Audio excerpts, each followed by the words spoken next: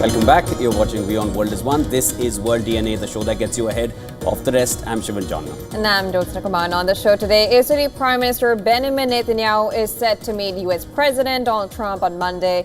Netanyahu says he is working with President Trump's team towards a peace plan ahead of their meeting at the White House. We'll get you all the details on that on the show today. Also on World DNA, India have clinched the Asia Cup title for a record-extending 9th time. This is after defeating Pakistan. However, India refused to collect the Asia Cup trophy from PCB chief Mohsin Naqvi after the win. There was high drama after the match. We'll get you the details. Let's start with headlines.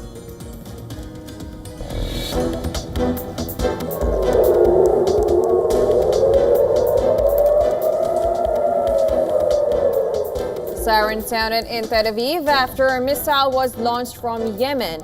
Israeli military says the missile was intercepted.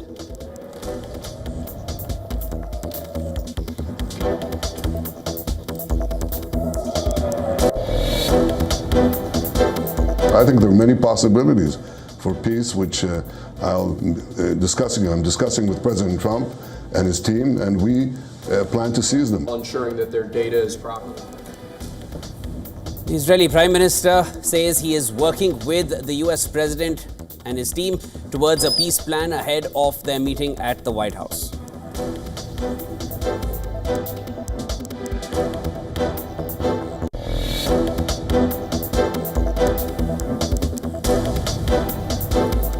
Afghanistan has released an American citizen who had been detained in Afghanistan since December.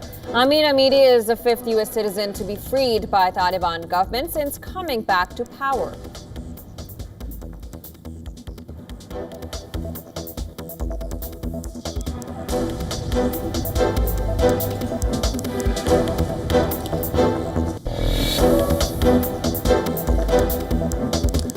Ukrainian President Zelensky claims Russia is launching drones against European countries from using its Shadow Fleet tankers.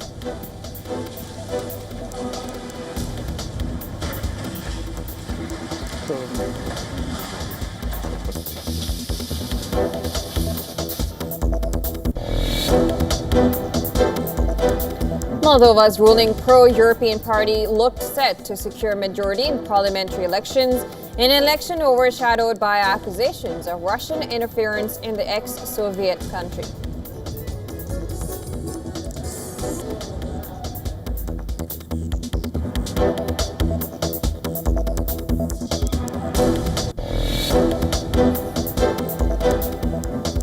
At least 4 people have died after the gunman opened fire inside a Mormon church in Michigan before apparently setting the building on fire. FBI is now probing it as an act of targeted violence.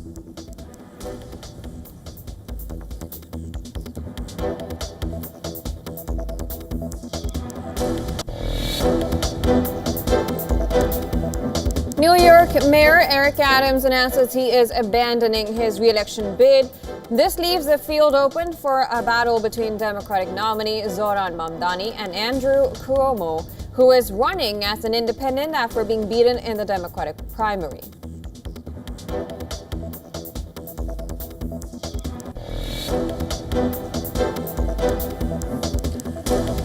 The Madras High Court to hear a plea by TVK party over the Karur stampede incident. At least 40 people have died in the deadly crush at a campaign rally of its leader and actor politician Vijay.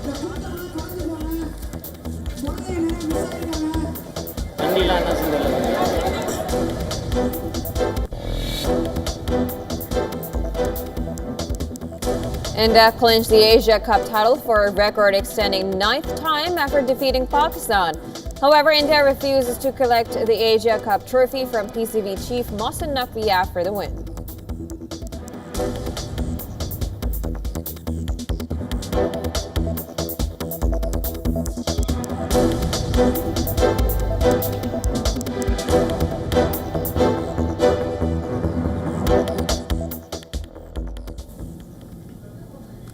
The Taliban has released a U.S. citizen from an Afghan prison. And this is just weeks after announcing that they had reached a prison exchange agreement with a U.S. envoy as part of efforts to normalize relations. Now, the deputy spokesperson for the Taliban Foreign Ministry, Zia Ahmad Takal, identified the man as Amir Amiri. He, however, did not say when Amiri was detained, where or why. Amiri's release comes just a week after Britain's Peter Reynolds and his wife Barbie were released from a Kabul prison after almost 8 months in detention. Taliban's foreign ministry said that Amiri has been handed over to Adam Bowler, who is Washington's special envoy on hostages, adding that the government does not view the issues of citizens from a political angle and made it clear that ways can be found to resolve issues through diplomacy. The U.S. Secretary of State Marco Rubio welcomed Amiri's release, saying that it marked the administration's determination, reinforced by U.S. President Donald Trump's recent executive order to protect nationals from wrongful detention abroad. Trump's order created a state sponsor of wrongful detention designation to penalize countries that wrongfully imprison Americans. The designates may face severe penalties, including economic sanctions, visa restrictions, foreign assistance restrictions, and travel restrictions for U.S. passport holders. It is up to the Secretary of State to determine which countries will be given the designation. Rubio highlighted that while Amiri's release marked an important step forward, additional Americans remain unjustly detained in Afghanistan and said Trump will not rest until all captive citizens are back home. In January, 2 Americans were freed in exchange for an Afghan fighter, Khan Mohammed, who was convicted of narco-terrorism in the U.S. Another American, an airline mechanic, George Glesman, was freed after more than 2 years in detention during a March visit to Kabul by Bowler. All the releases have been mediated by Qatar. Dozens of foreign nationals have been arrested since Taliban returned to power in August 2021, when most embassies withdrew their diplomatic presence. Both the U.S. and the U.K., like many other Western nations, warn against traveling to Afghanistan.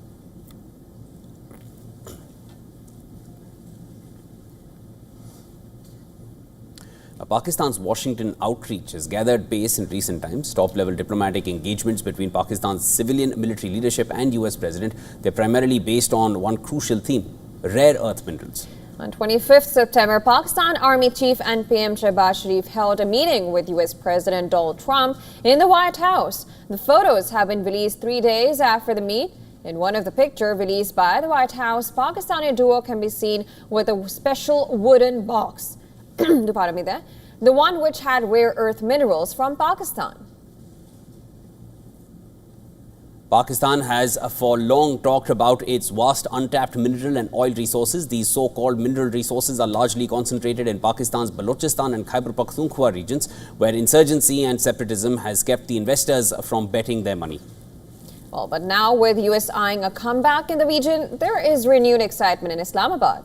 Last month, Pakistan reportedly received a $5 billion offer from global financial institutions for its Reko copper and gold mining project. The project, revived by Canada's Barrick Gold, is expected to start producing copper and gold by 2028. Now, it is located in the Jagai district of Balochistan near Pakistan's borders with Iran and Afghanistan. The region faces a severe water shortage, which greatly limits access to the essential resource for the people of Balochistan, which remains the poorest province in Pakistan despite its wealth of natural resources. Now, there is no formal agreement between U.S. and Pakistan for exploration of minerals, but Pakistan's military-linked Frontier Works organization and U.S.-based U.S. Strategic Minerals have signed an MOU in September. The phase plan proposes 5 to 10 mining projects by 2028.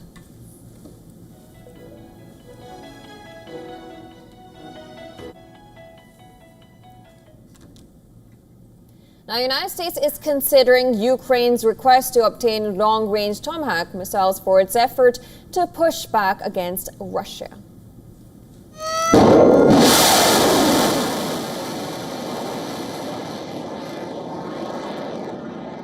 A powerful asset in Ukraine's arsenal as it fights back against regular barrages of Russian missiles and drone attacks. As the country's war with Russia nears no end, well into its 4th year, Ukrainian President Zelensky has asked the US to sell Tomahawks to European nations that would send them to Ukraine. Speaking to Fox News, US Vice President J.D. Vance says that US President Trump would make the final call on whether to allow this deal.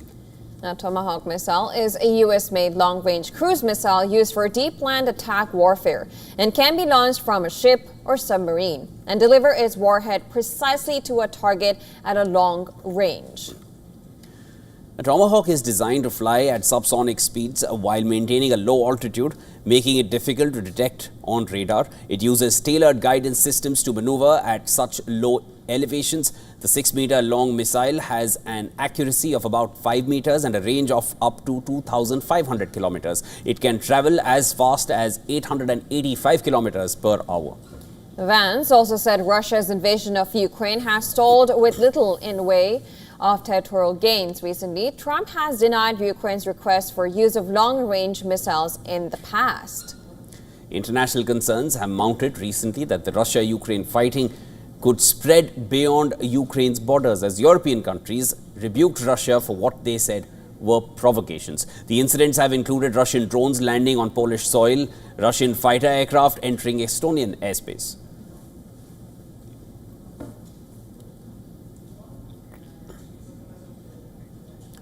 A gunman opened fire inside a Mormon church in Michigan during Sunday services. Of course, before apparently setting the building on fire. At least 4 people have died and several others wounded. FBI is now leading the investigation. The attack is being probed as an act of targeted violence. The shooting occurred at the Church of Jesus Christ of Latter-day Saints in Grand Blanc. Police said the shooter first rammed the church with his vehicle before opening fire with an assault rifle, and that he also apparently set the building aflame. The attacker was killed by the police in the parking lot 8 minutes after the first emergency call came in. That call came out at 10:25 a.m. and 32 seconds. We had officers on scene at 10:25 and 57 seconds. The suspect, again, we're in the preliminary stages right now, was neutralized at 10:33:44 in the parking lot of that church. That suspect is a 40-year-old male from the city of Burton, who we identified as Thomas Jacob Sanford. The police did not specify a motive for the shooting. Hundreds were inside when the attack commenced, and that more victims may be found among the debris. The Mormons happened to be mourning the death of the church's oldest ever president, Russell Nelson, the previous night. Nelson was 101 when he died at his home in Salt Lake City. Now, in a post on social media, Trump called the shooting horrendous and said that it was yet another targeted attack on Christians in the United States of America. He added that the epidemic of violence in our country must end immediately. The Grand Blanc shooting happened during a particularly violent weekend in the U.S. There have been multiple mass shootings reported in the U.S. in public places heading into Sunday morning. Mass shootings are cases in which 4 or more people are shot or killed. 3 people were killed and at least 8 others were wounded late on Saturday when someone opened fire from a boat into a crowd gathered at a waterfront bar in a coastal town in North Carolina. Authorities have given these details. In South Texas, 7 people were shot, 2 of whom were killed in a shooting at a casino early on Sunday. In Louisiana's New Orleans, 1 woman was killed and 3 other people were wounded in a shooting on the city's popular Bourbon Street. The United States, where firearms are readily available, has a long history of gun violence. Now, according to multiple reports, in the last 30 days, a total of 300 people have been killed and more than 1,300 people have been wounded in over 300 shootings in the country.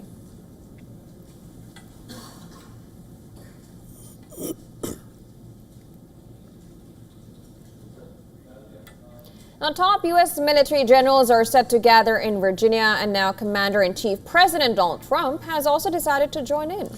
And this means that the entire U.S. military chain of command will be together at the same place, raising security concerns for the secret services that handle security of U.S. President. The meeting comes on the backdrop of troop deployment in Portland, following Trump's executive order allowing military and law enforcement capabilities to be used against what he called domestic terrorism and organized political violence. In a post on his media platform, Trump vowed to make crime illegal again. U.S. Defense Secretary Pete Hegseth had ordered the Virginia event, initially planned as a short address on military standards and his vision for a warrior ethos. But Trump's presence is expected to alter the schedule. The event comes at a time of major turbulence within the Pentagon. Hegseth has already fired dozens of senior officers and is pushing to reduce the General Officer Corps by 20%. He is also considering demoting several 4-star posts to 3-star levels and consolidating combatant commands. The cost of the gathering is estimated in the millions of dollars as leaders fly in from commands across the Middle East, Europe, and the Indo-Pacific. Security experts have also raised concerns about having so many of the nation's top military officers in one place.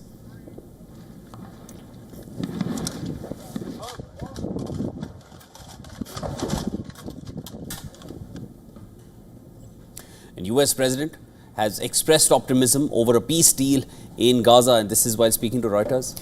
He said that he has received a very good response for his proposal and is positive about getting Israeli Prime Minister Benjamin Netanyahu to back at it when the two meet on Monday.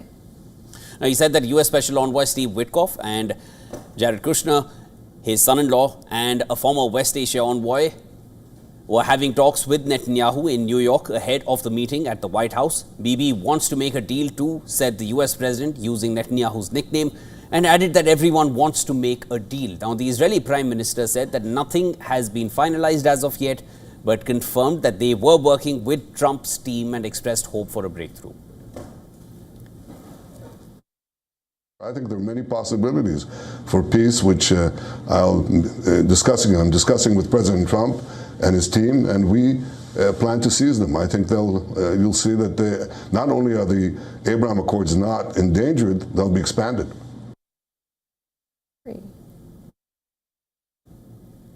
When international leaders gathered at the United Nations in New York this week, the U.S. unveiled a 21-point peace plan to end the nearly 2-year-long war between Israel and Hamas.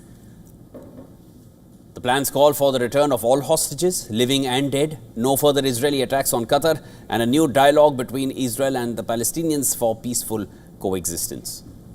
A Hamas representative said on Saturday that the group has not seen the plan. Hamas has urged Israel military to temporarily halt airstrikes and withdraw from part of Gaza as it tried to locate 2 Israeli hostages it said had lost contact with.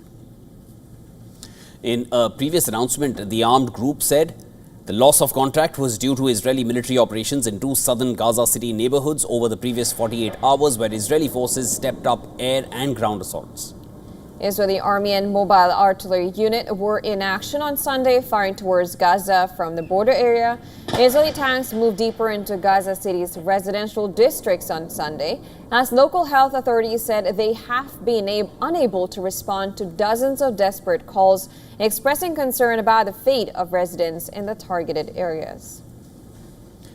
And on the other hand, sirens sounded in central Israel and in several southern occupied West Bank settlements following the launch of a ballistic missile from Yemen. Israeli military said the missile was intercepted.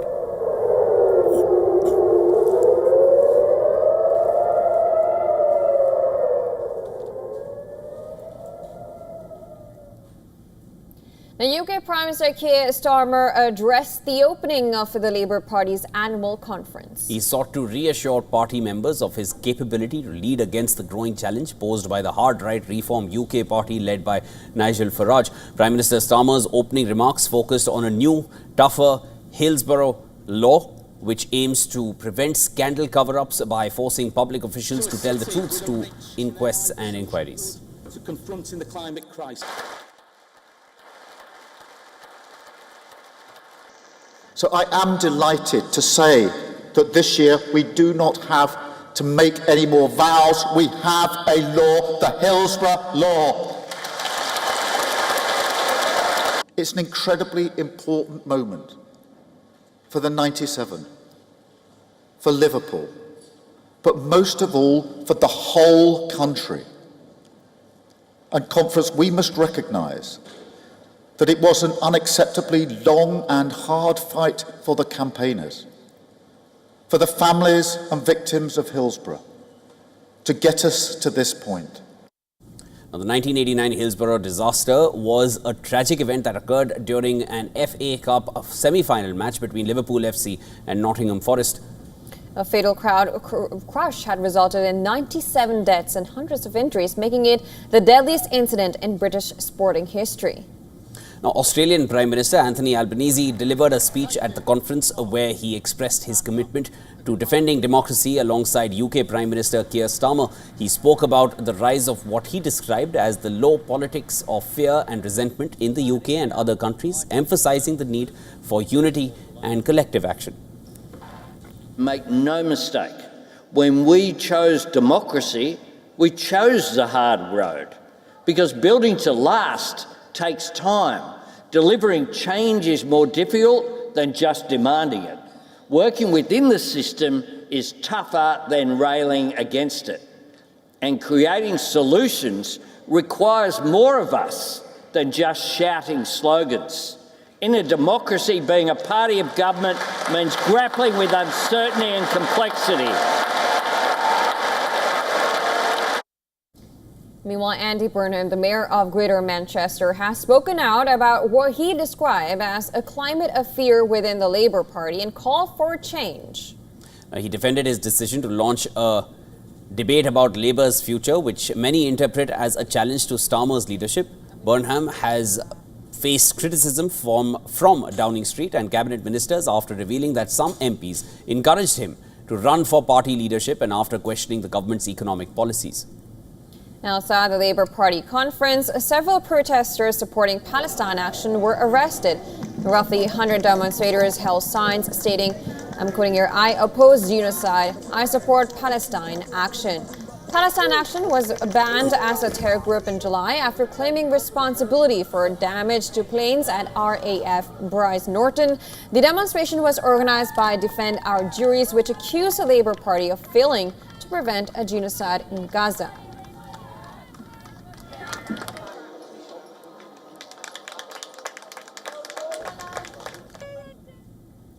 Now, Moldova's pro-European Union party, the Party of Action and Solidarity, has taken a decisive lead in the country's parliamentary election.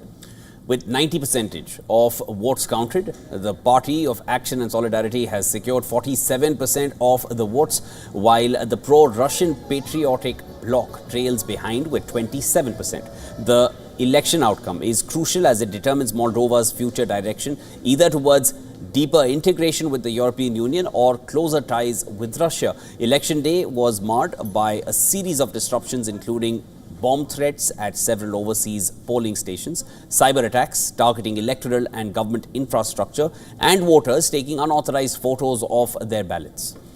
Additionally, there were reports of ballots being illegally transported to polling stations. In response to potential post-election unrest, police detained 3 individuals suspected of plotting to cause disturbances after the vote. Moreover, the PAS leaders have accused Russia of trying to hijack the electoral process, a claim that Moscow has refuted. Just before the vote, police carried out hundreds of raids, detaining scores of people allegedly trained in Serbia to cause mass riots and destabilize the country around the critical election. Moldova is a small country located between Ukraine and Romania, an EU member with a population of around 2.5 million. Moldova has been moving towards the west and joining the EU's candidate list in 2022 following Russia's invasion of Ukraine. Now, this move increased the tensions with Russia, as one would understand, which had controlled Moldova as a Soviet republic until 1991.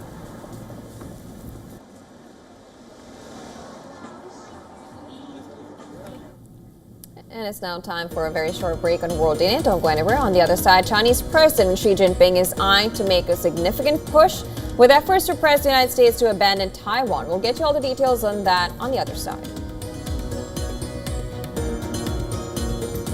India have clinched the Asia Cup title for a record-extending 9th time. However, India refused to collect the Asia Cup trophy from Mohsin Naqvi, the Interior Minister of Pakistan and also the ACC chairman. This was after the win. A lot of drama took place. We'll bring you the details after this short break. Come right back.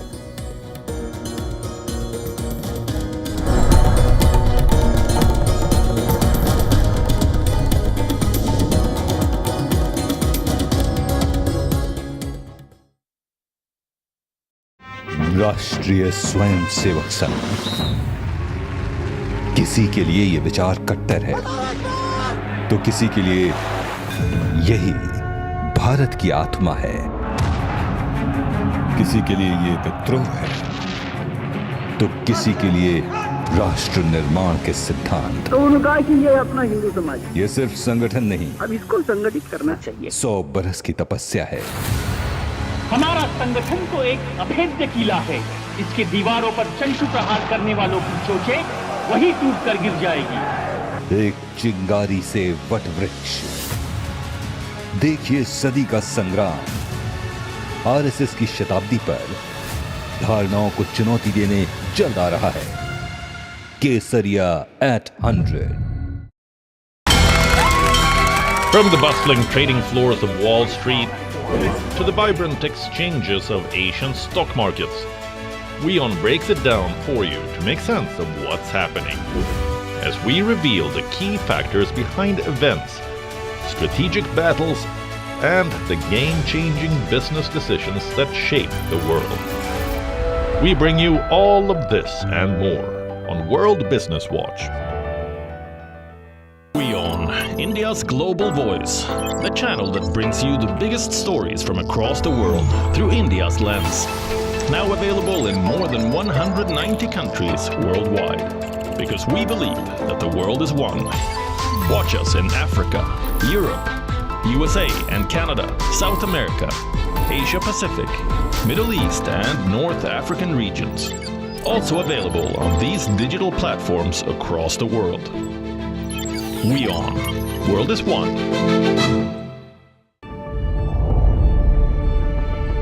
The Earth is sending distress signals. Wildfires, droughts, and melting glaciers. Can we reverse the damage? Explore the harrowing effects of climate change. It's a wake-up call. Global emergency. Climate Tracker on WION World is One.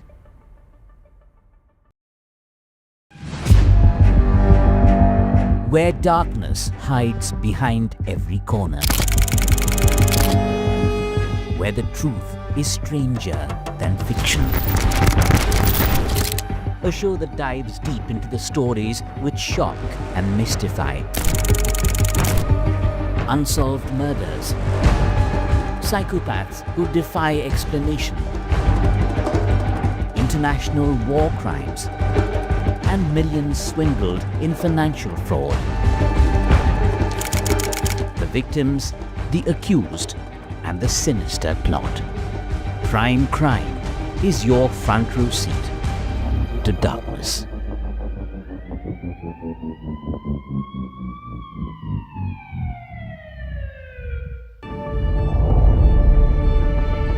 The Earth is sending distress signals.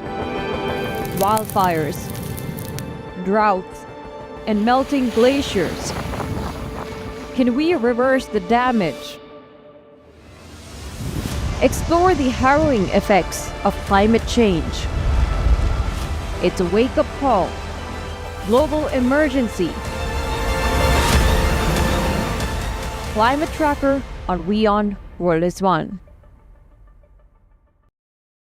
WION, India's global voice, the channel that brings you the biggest stories from across the world through India's lens.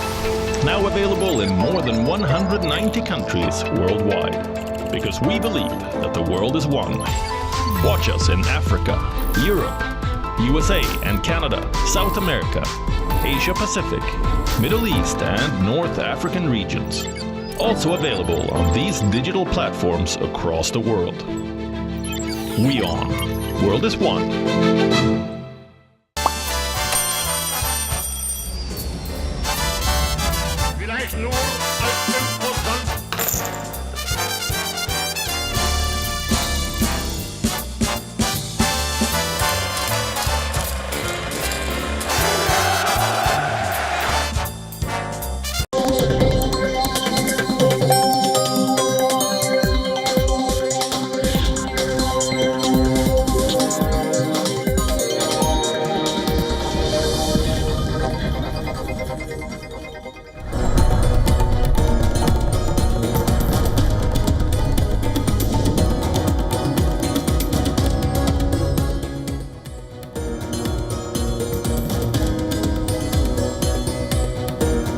Welcome back. You're watching World DNA with Jyotsna. I'm Shivan. Lots more to discuss. Let's start with the headlines.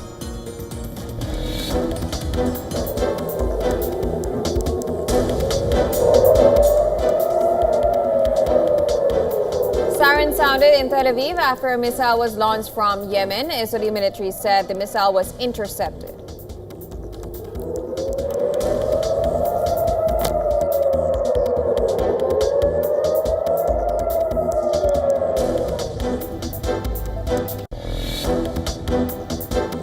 I think there are many possibilities for peace, which I'm discussing with President Trump and his team, and we plan to seize them. Ensuring that their data is proper. Israeli Prime Minister Netanyahu says he is working with President Trump's team towards a peace plan ahead of their meeting at the White House.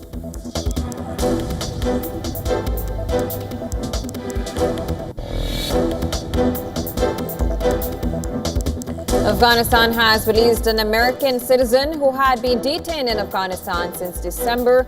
Amin Amiri is the fifth U.S. citizen to be freed by the Taliban government since coming back to power.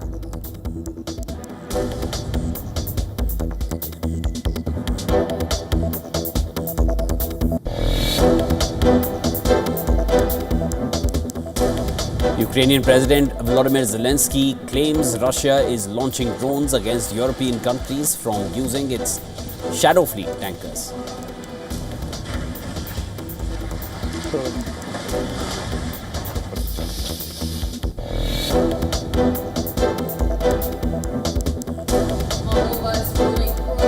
Party looked set to secure a majority in parliamentary elections in an election overshadowed by accusations of Russian interference in the ex-Soviet country.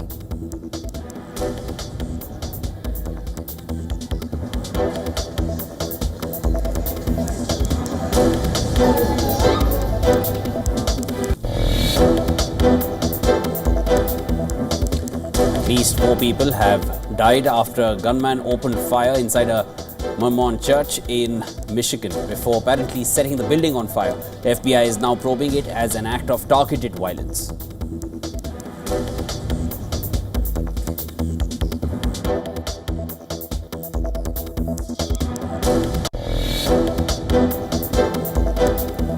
New York Mayor Eric Adams announces he is abandoning his re-election bid. This leaves the field open for a battle between Democratic nominee Zohran Mamdani and Andrew Cuomo, who is running as an independent after being beaten in the Democratic primary.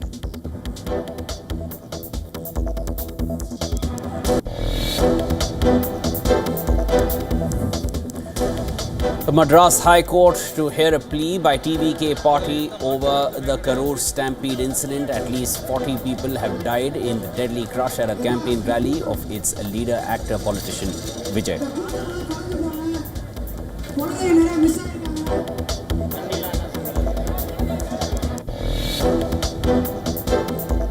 Emergency measures have been initiated in West Bengal as the state prepares for heavy rains during last 2 days of Durga Puja celebrations.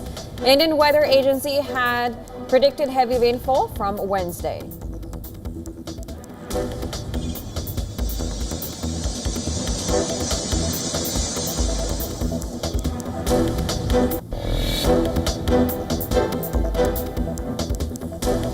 OPEC Plus is poised to approve another oil output hike in November, likely at least 137,000 barrels per day, in a push to reclaim market share amid rising prices, even as previous increases have underperformed due to production constraints.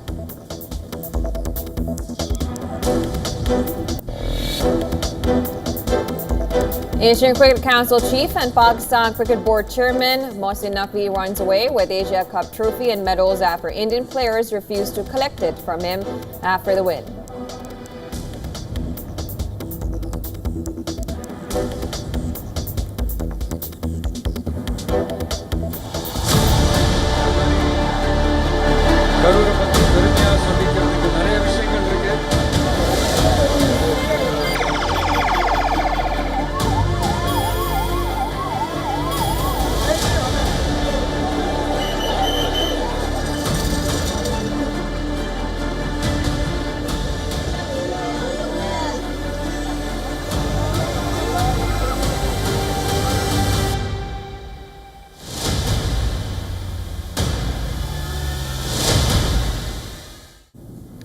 In India's Tamil Nadu state, the Madras High Court will take up a plea by the TVK party today seeking an independent probe into the Karur stampede tragedy.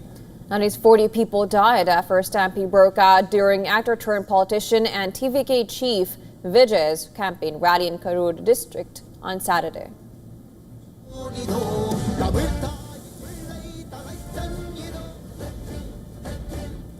Well, these were the scenes from the rally as Vijay entered the venue. Large numbers of cadres followed his vehicle, merged with the crowd already present, leading to a sudden surge. Now, the victims included women and children, while those who fainted during the stampede were taken to the nearest hospital for treatment. Many of those who died in the stampede, according to authorities, are said to be in their 20s and 30s. A 2-year-old is the youngest victim of the tragedy. Tamil Nadu Chief Minister M.K. Stalin has appointed a commission headed by retired Judge Aruna Jagdishan, who has arrived in Karur to investigate the deadly stampede incident at actor-politician Vijay's rally. In a brief interaction with the media, after reaching Karur, Jagdishan said that such incidents should not occur in future, adding that remedial measures will be taken.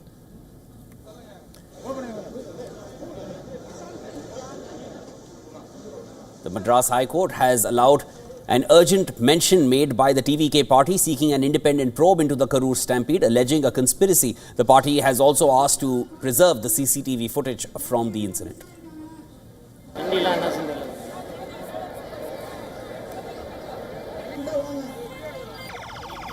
And according to the Tamil Nadu DGP in charge, G. Venkatraman, organizers asked for a venue anticipating a crowd of 10,000, but about 27,000 people turned up to have a glimpse of the actor-politician.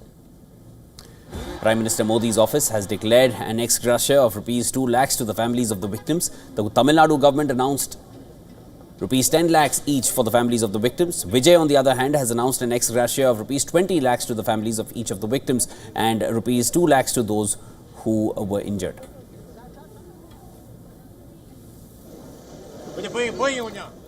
And while joining us live on the broadcast on phone line is our principal correspondent Siddharth MP joining us. Thank you so much for joining us right now. Siddharth, if you could just give us the latest details that you have gathered so far. So as it stands, this is now also spiraled into a sort of political blame game, because this is exactly why there is the TVK that is approaching the Madras High Court, now seeking that there should be an independent probe into this very ghastly incident that took place over the weekend. In fact, barely 3 hours after the incident took place, the Tamil Nadu government announced that they'll be appointing a one-member commission, which is headed by a retired justice, as you point out, Justice Aruna Jagdishan, retired, to be probing this particular incident. In fact, she reached the spot yesterday and she began her activities. However, the TVK, Vijay's party, is not convinced with this, and they want an independent probe into it because they smell a conspiracy. That is their major allegation, that this is a conspiracy, and they don't see this as a sort of incident that took place because of certain faults on their part. They see that there's something that has gone wrong, and they smell that there's possibly some aspects that went wrong, and which was out of their control, and they believe that that is why there should be a different and an independent investigation. In addition to this, there's also the Tamil Nadu BJP, again an opposition party, which has gone on to say that there should be a probe by the Central Bureau of Investigation and not just by a one-man commission appointed by the state government. In fact, the former Tamil Nadu BJP chief was in Karur yesterday, and he had enunciated very clearly that according to the BJP, this should be handed over to the CBI, because there are various cases where Tamil Nadu government itself has handed it over to the CBI. And why this is not being handed over? The BJP raises several questions, especially against the Tamil Nadu police. They mentioned that the actors party could only give a certain estimate of 10,000 people, but the BJP asks, why did the police give permission if the venue was not suitable? And they also ask as to what was the police and the intelligence department doing if they could not get a sort of grip on how many people are expected to turn up, because this is no ordinary person, but a leading actor who's coming there. So it's on these grounds that the BJP feels that there should be a CBI probe. So now this has also taken a political turn, where the BJP says we do not trust the state government's probe, and we want, CBI probe. And the TVK is also taking a similar stance that they want an independent probe. Yeah, Siddharth, and the political undertones were always going to surface. That's something this was always going to go in that direction. It always was clear. But the death toll, of course, it increased from yesterday from 39, it went up to 40 now. And as far as the event was concerned, how many people really were allowed to come, how many actually turned up, one will never know, because it wasn't a ticketed event. And there were people who also came in with the actor politician Vijay. So we'll need to wait and watch what happens in court today. We'll track the details for you. That was Siddharth MP getting us the latest from Chennai.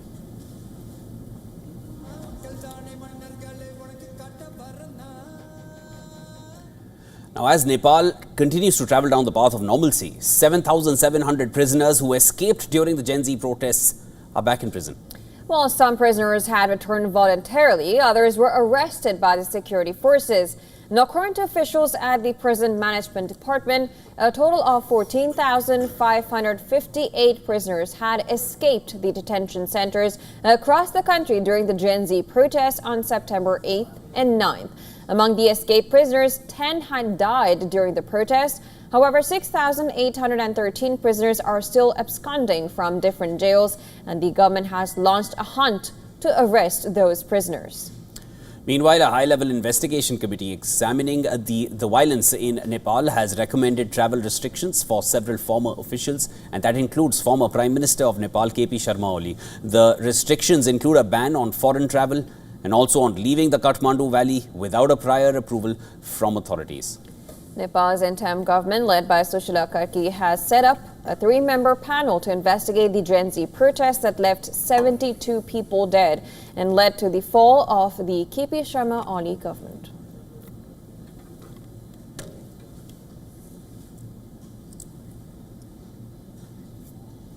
The inclusion of columnist and social media activist Shama Junejo in Pakistan's United Nations delegation has sparked a fresh row. The Foreign Office in Pakistan says that they did not issue a letter of credence. Defense Minister says that the Foreign Office must know about this. And now Junejo herself has said that it was Pakistan Prime Minister who included her in the delegation. So who allowed her in? Now the controversy erupted after photographs of Khwaja Asif's speech showed Shama Junejo seated right behind him. And Pakistan Defense Minister quickly distanced himself from Junejo, a columnist who was seen sitting behind him during his United Nations speech as part of the Pakistani delegation at a United Nations Security Council session recently in New York. Now, the controversy erupted after Junejo's earlier post expressing a pro-Israel stance resurfaced on the internet. The defense minister said Junejo's presence was at the discretion of the Foreign Office and he had no connection with her. He added he was disturbed to see her with the delegation.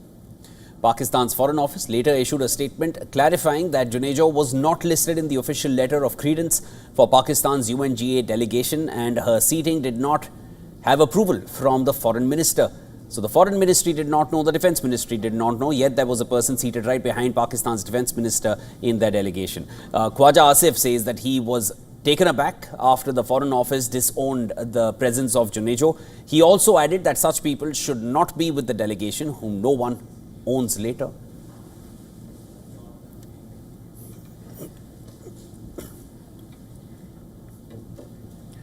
The Chinese President Xi Jinping is set to roll the dice on Taiwan. He has made Taiwan's reunification a central goal of his China dream, but now he is eyeing to make a significant push with efforts to press United States to abandon the island. Now, this is as per reports. Beijing believes that Trump is eager for an economic deal with China and Xi Jinping wants to leverage that to lock in a new US position formally opposing Taiwan's independence and statehood. Such a move would mark a major departure from decades of strategic ambiguity that US has had and could rewrite the delicate balance in the Taiwan Strait. Well, so far, Washington has maintained strategic ambiguity under its One China policy. It acknowledges Beijing's claim but does not endorse it. The Trump administration has so far opposed any unilateral change to the status quo. Trump has so far avoided saying if the US would defend Taiwan militarily. He has previously said that Xi Jinping promised not to invade Taiwan while he is president, but added that China is very patient. Meanwhile, his administration has delayed military aid to Taiwan and denied President Lai Ching-te A transit stop in the U.S. prompted questions in Washington and Taipei about whether support for Taiwan is taking a backseat to trade with Beijing. Trump and Xi Jinping are set to meet at the Asia-Pacific Leaders Summit in South Korea, with tentative plans for Trump to visit Beijing in 2026 and Xi Jinping to visit the US later that year. Series of high-level diplomatic engagements between the two could shape the future of Taiwan.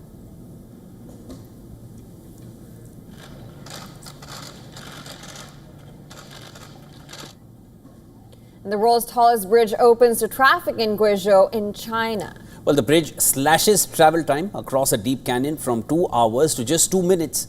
And this is after 3 years of construction. Take a look at this report.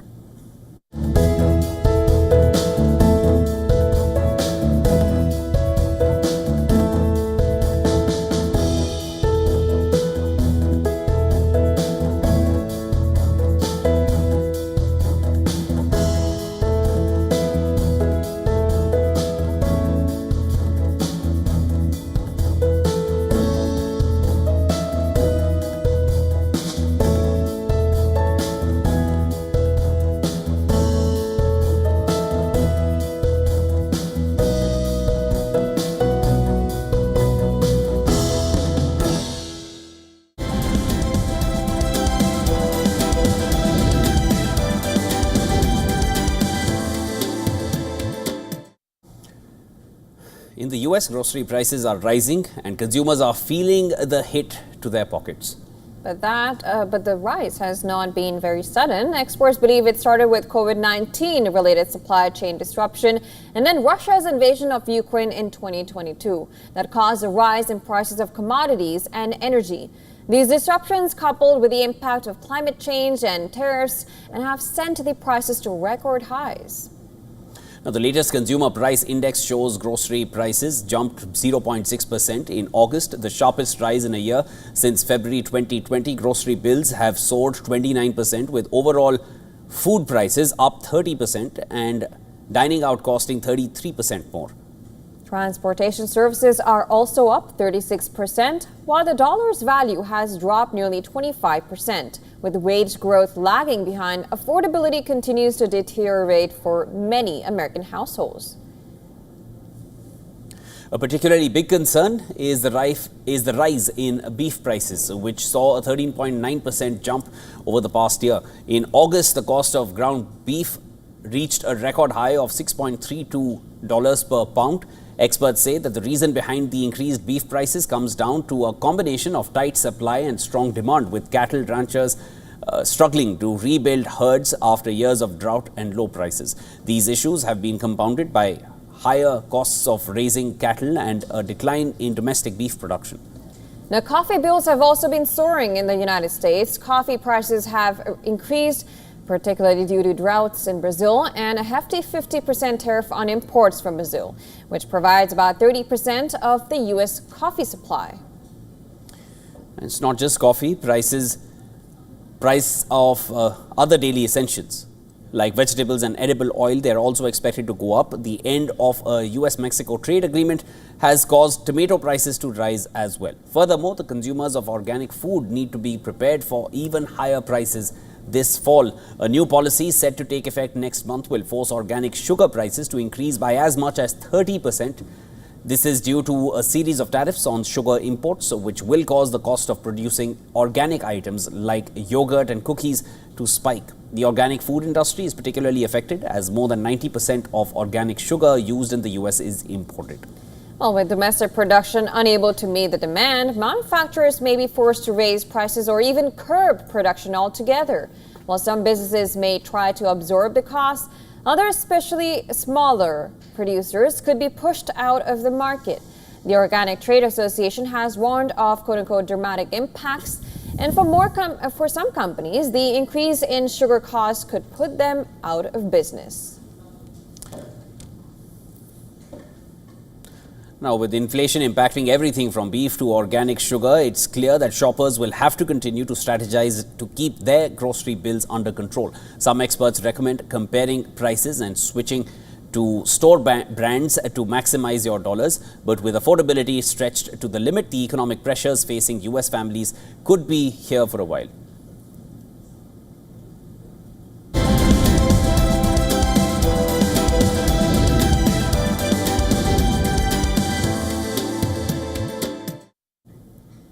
And India have clinched the Asia Cup title for a record-extending 9th time. Men in blue claimed victory over Pakistan in a thrilling final in Dubai in the final over. Now, however, India refused to collect the Asia Cup trophy from Mohsin Naqvi, the ACC chief, and the PCB chief, and this was after the win. Just like the first two matches in the tournament, there were no pre or post-match handshakes between the two sets of players. However, unlike those matches that were won by India, this one was an actual cricketing contest. India won the toss and opted to field first, but it was Pakistan who had the better start, and they found themselves at 113 for 1 with 44 balls left in the innings. However, they suffered an incredible collapse. India took 9 wickets for just 33 runs as Pakistan were bundled out for 146. Kuldeep Yadav was the pick of the bowlers, finishing with figures of 4 for 30. For the first time in the tournament, India were under real pressure as they were reduced to 25 for 3, but an outstanding innings from Tilak Verma turned the game around. There was support from Shivam Dubey and Sanju Samson, but it was Verma who was the star of the show. With 10 needed from the final over, Verma smashed Haris Rauf for 6 for the decisive blow. He finished unbeaten on 69 as India reached home with 2 balls to spare.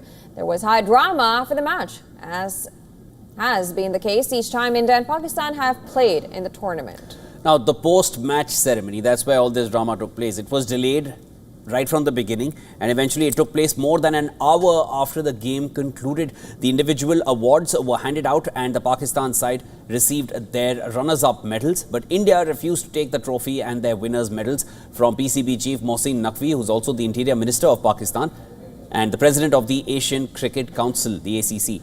Now, not just that, Naqvi is, as I mentioned, Interior Minister of Pakistan. It was announced at the end of the ceremony that India will not be taking the trophy. Indian Cricket Board Secretary Devajit Saikia, that's the BCCI Secretary, later revealed that the trophy was not given because Mohsin Naqvi took the trophy and the medals back to his hotel room. Saikia also confirmed that the BCCI will take up the issue in the next International Cricket Council's board meeting in the first week of November.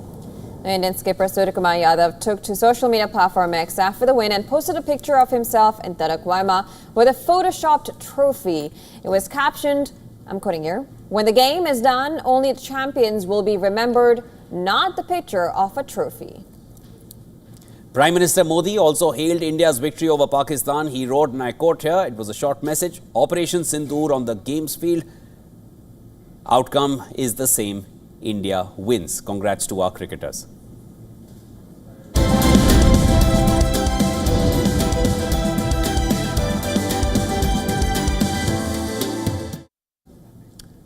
Alright, now let's get you the latest updates from entertainment, starting with the surprising turn of events which took place when legendary actor Daniel Day-Lewis ended his 8-year retirement to star in the new film Anemone, which he co-wrote with his son Ronan Day-Lewis. The film, which premiered at the New York Film Festival, also marks Ronan's directorial debut. The film follows a reclusive Irishman played by Day-Lewis, whose brother comes to his remote cabin to convince him to reconnect with his son. Day-Lewis, a 3-time Oscar winner, had previously announced his retirement after his 2017 film Phantom Thread. Anemone is set to be released in theatres on the 3rd of October.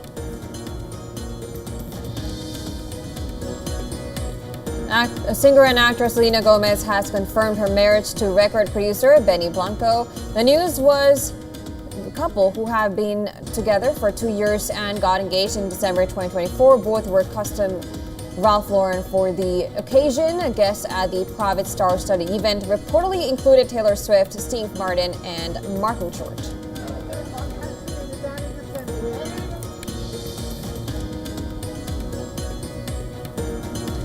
Actor Jennifer Lawrence made history at the 73rd San Sebastian Film Festival by becoming the youngest recipient of the prestigious Donostia Award. The 35-year-old was honored for her career and her contributions to cinema.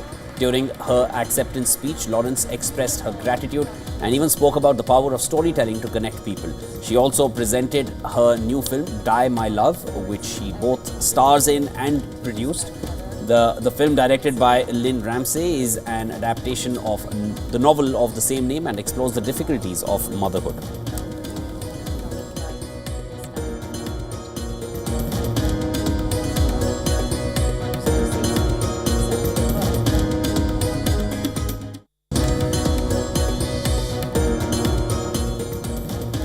Alright, with that, we call a wrap to World Day for today. But before we go, here's a look at all the climate stories making headlines across the world. Thanks for watching. You're watching WION World is One. Stay tuned.